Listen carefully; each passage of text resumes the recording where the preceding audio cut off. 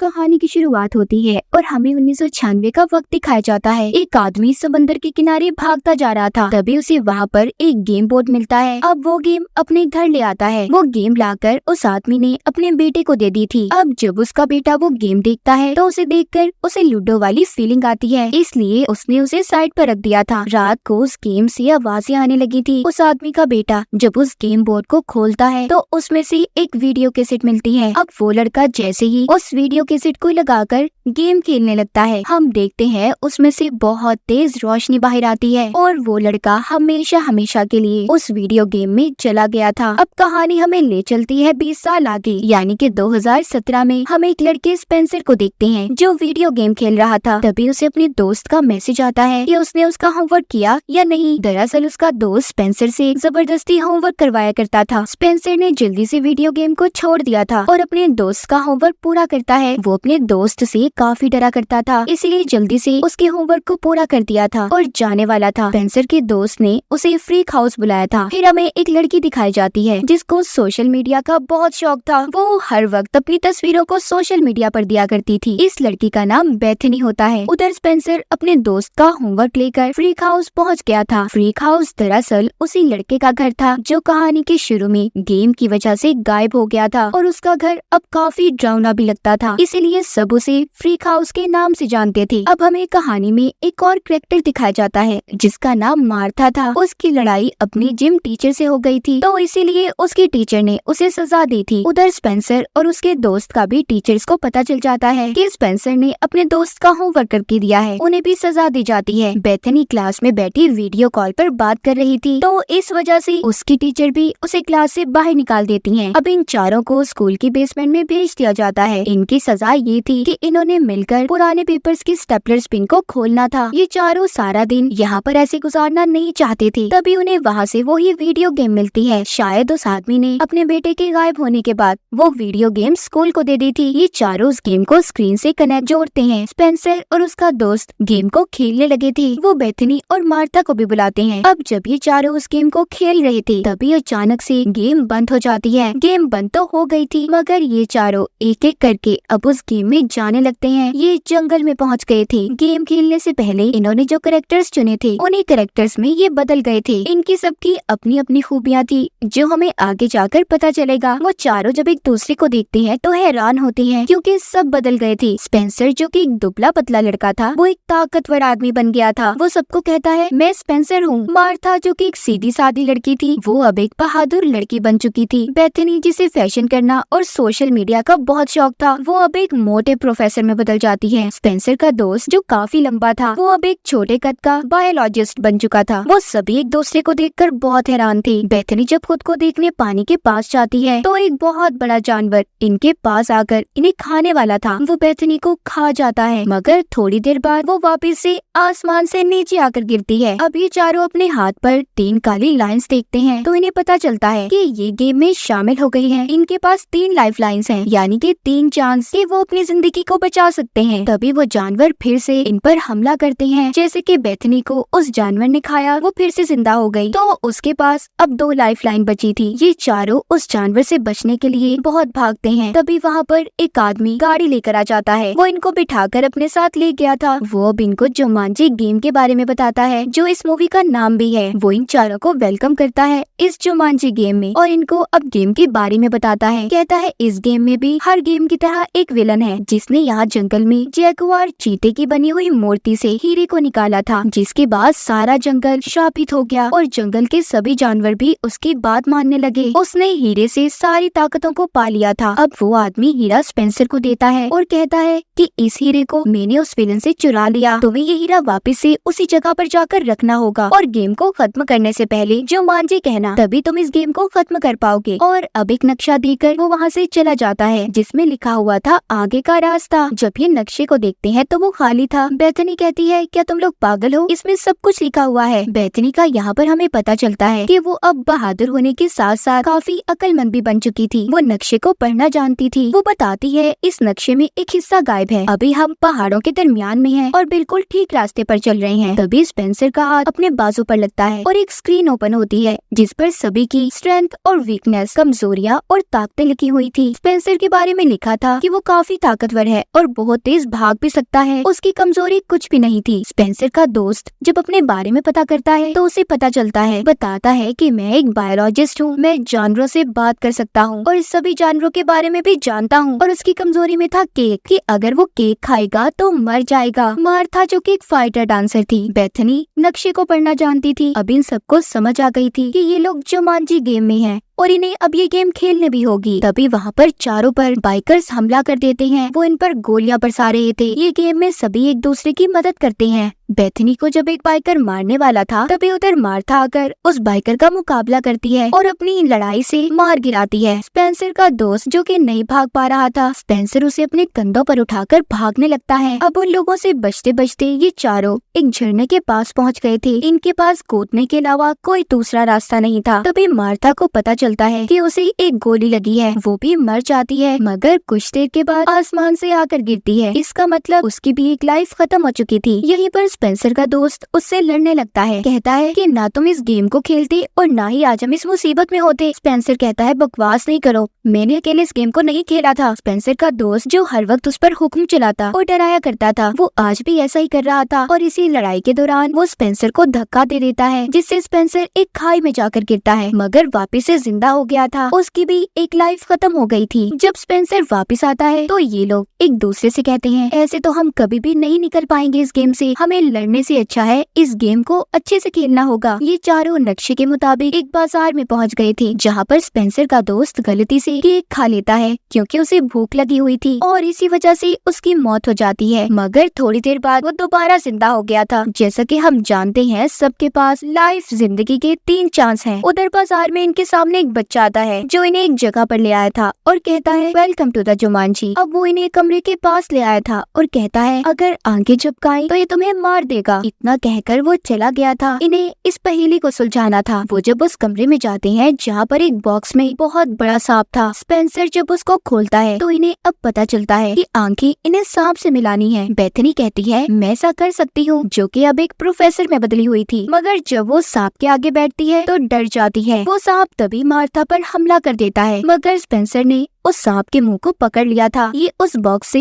एक पेपर को निकालते हैं। उन्हें उस पेपर में छोटा सा हाथी मिलता है। उसमें साथ ही ये भी लिखा हुआ था कि जैसे ही तुम हाथी को देखना तो चढ़ना शुरू कर दो। मगर ये सब सोचते हैं कि इनके नक्शे का ये आधा हिस्सा नहीं हो सकता। तभी यहाँ पर गेम के विलन के आदमी आ जाते हैं जो इन पर हमला करते हैं। अब तो वो खुद भी इनके सामने आ गया था और स्पेंसर से कहता है मेरा हीरा मुझे वापस कर दो। मगर तभी यहाँ पर एक लड़का बचाकर इन्हें ले गया था, जो कोई और नहीं बल्कि वो ही लड़का था जो कहानी के शुरू में गेम में चला गया था, जो 20 साल पहले गुम हुआ था। इसका नाम एलेक्स होता है। वो विलन के लोगों के सामने धुआं कर कर इन्हें बचाकर एक गार में ले आया था। अब जब ये उस गार के अंदर जाते हैं तो वहाँ पर इन्हें बहुत कुछ देखने को मिलता है। पहले इनके सामने सफेद रंग के ब्लेड आते हैं, फिर एक पानी की खाई जिसके अंदर बहुत बड़े बड़े मगरमच्छ थे। वो किसी न किसी तरह वहाँ से बाहर आ गए थे। अब एलेक्स इनको अपने बारे में बताता है कि मैं आज से 20 साल पहले इस गेम में फंसा था और अब तक नहीं निकल पाया। उधर विलन बहुत गुस्से में था क्योंकि उसे अपना हीरा अभी तक नहीं मिला था। इधर एलेक्स इन चारों को अपने घर ले आया था और बताता है कि मैं 20 साल से इधर ही रह रहा हूँ, मेरे पास सिर्फ अब एक लाइफ लाइन बची है, मैं अपनी जिंदगी को खतरे में नहीं डाल सकता। अब इनको यहाँ पर ये बात समझ आती है कि जिस नक्शे के आधे हिस्से को ये लोग ढूंढ रहे थे वो कोई और नहीं बल्कि ये लड़का एलेक्स ही है। इसी को इन्होंने गेम में ढूंढना था। ये सभी बहुत खुश थे, इन्होंने एलेक्स को ढूंढ लिया था। वो बताता है अब हमारी गेम का अगला लेवल एक ट्रांसपोर्टेशन शेड है, अगर हमने उसे पार कर लिया तभी हम उस पहाड़ पर पहुंच पाएंगे जहाँ पर हमने हीरे को लगाना है। ये जब उस जगह पर जाते हैं तो उधर 2 गार्ड्स पहरा दे रहे थे। ये ऐसे ही उनके सामने नहीं जा सकते थे क्योंकि इन्होंने अपनी लाइफ लाइन को भी बचाना था और न ही इनके पास कोई हथियार था। तो सभी ये फैसला करते हैं कि मार्था को इन गार्ड्स के सामने भेजेंगे जो जाकर उनका ध्यान भटकाएगी, क्योंकि इनके बीच में लड़की सिर्फ मार्था ही थी। अब बेथनी जो के मोटे प्रोफेसर में बदल गई थी, वो मार्था को लड़कियों की अदाएं सिखाती है कि कैसे उसने जाकर गार्ड्स का ध्यान भटकाना है। अब मार्था गार्ड्स के पास चली तो गई थी मगर पागलों की तरह एक्टिंग करती है, उसे सही से एक्टिंग ही नहीं करने आती। तभी गार्ड्स वहाँ पर गाने को चला देते हैं। जैसा कि हमें पता है कि मार्था एक फाइटर डांसर थी, वो गाने को सुनते ही उन गार्ड्स पर हमला कर देती है। बहुत ही मजे से वो दोनों को मार रही थी। तभी पीछे के रास्ते से ये लोग उस शेड में चले जाते हैं। यहाँ से इन्हें एक चीज को लेना था। ये सब हेलीकॉप्टर को लेने का सोचते हैं। एलेक्स को हेलीकॉप्टर चलाने का कहते हैं क्योंकि और कोई हेलीकॉप्टर चलाना नहीं जानता था। था, मगर वो साफ इनकार कर देता है। नहीं नहीं, मैं नहीं चला सकता इसको, क्योंकि मेरे पास सिर्फ एक ही लाइफ बची है और मैं इतना बड़ा रिस्क खतरा अपनी जिंदगी के साथ नहीं ले सकता। मगर स्पेंसर के कहने पर एलेक्स उस हेलीकॉप्टर को चला लेता है। तभी इनके पीछे विलन के लोग भी आ गए थे। एलेक्स हेलीकॉप्टर को उड़ाता पहाड़ों के दरमियान से लेकर जा रहा था। तभी इनके पीछे मोटे मोटे गैंडे पड़ जाते हैं, जिन्होंने इनके हेलीकॉप्टर के पंखे को खराब कर दिया था। अब स्पेंसर ऊपर जाता है और पंखे को किसी तरह से उसने ठीक कर दिया था। एलेक्स जो कि हेलीकॉप्टर को उड़ा रहा था, जब वो उसे उड़ाकर ऊपर ले जाता है तो अब स्पेंसर के दोस्त को याद आता है कि हीरा उसके बैग से नीचे गिर गया है। सवाल अब ये था कि उसको लेने कौन जाएगा, क्योंकि उस हीरे के इर्द गिर्द बहुत बड़े बड़े जानवर घूम रहे थे। तभी स्पेंसर अपने दोस्त को धक्का दे देता है। सभी बहुत बड़े बड़े जानवर उसके दोस्त के पीछे पड़ जाते हैं। पीछे से स्पेंसर ने आकर उस हीरे को उठा लिया था। एलेक्स भी उसे बचा लेता है, मगर स्पेंसर के दोस्त को उन जानवरों ने मार दिया था। जब वो दोबारा से जिंदा होकर आसमान से नीचे गिरता है तो एलेक्स हेलीकॉप्टर को उल्टा करता है और तभी स्पेंसर ने अपने दोस्त के हाथ को पकड़कर उसे बचा लिया था। ये पहाड़ पर पहुंच गए थे और बहुत खुश होते हैं। तभी एक मच्छर एलेक्स को काट जाता है, जो उसकी कमजोरी थी। वो बेहोश हो जाता है। इधर कोई भी नहीं चाहता था कि वो एलेक्स को ऐसे ही छोड़कर आगे बढ़े। तभी यहाँ पर बेथनी अपनी एक लाइफ लाइन एलेक्स को दे देती है। एलेक्स तो जिंदा हो गया था, मगर बेथनी की एक लाइफ कम हो चुकी थी। ये उस जगह पर पहुँच जाती है जिधर चीते की मूर्ति बनी हुई थी। ये सब यहाँ पर आ तो गए थे, मगर आकर सोचते हैं कि इतना सब कुछ आसान नहीं हो सकता जितना हमें लग रहा है। कुछ ना कुछ तो गड़बड़ जरूर है। इनमें से स्पेंसर कहता है मैं जाऊंगा पहले इस रास्ते पर, मगर जब ये थोड़ा सा आगे बढ़ता है तो बहुत से जानवर इस पर हमला कर देते हैं। एक चीते ने स्पेंसर को मार दिया था। जब वो वापस से जिंदा होकर आता है तो यहाँ पर वो अपने दोस्तों को बताता है कि रास्ता बहुत ही खतरनाक है, हम ऐसे एक ही रास्ते पर नहीं चल सकते। मेरे पास एक आइडिया है, हमें अलग अलग रास्तों पर चलना होगा। जब ये सभी अलग अलग रास्ते पर चल रहे थे तो स्पेंसर के दोस्त को एक बहुत बड़ा हाथी मिलता है। उधर विलन ने बेथनी को पकड़ लिया था और स्पेंसर से कहता है जो हीरा तुम्हारे पास है मुझे दे दो, वरना मैं इसे यहीं पर मार दूंगा। तभी पीछे से स्पेंसर का दोस्त आता है जिसके पास हीरा था। वो बहुत बड़े हाथी के ऊपर बैठा हुआ था। इधर बहुत से चीते उस पर हमला कर देते हैं। वो हीरा उसके हाथ से छूटकर ऊपर की तरफ गिर गया था। विलन भी बेथनी को छोड़ देता है। मार्ता यहाँ पर स्पेंसर से कहती है तुम ऊपर जाओ, हीरा मैं तुम्हें ला कर देती हूँ। अब स्पेंसर एक बाइक लेता है। उसने पहाड़ पर चढ़ना शुरू कर दिया था। उसकी राइडिंग बहुत ही शानदार थी। वो अपनी बाइक को नहीं रोकता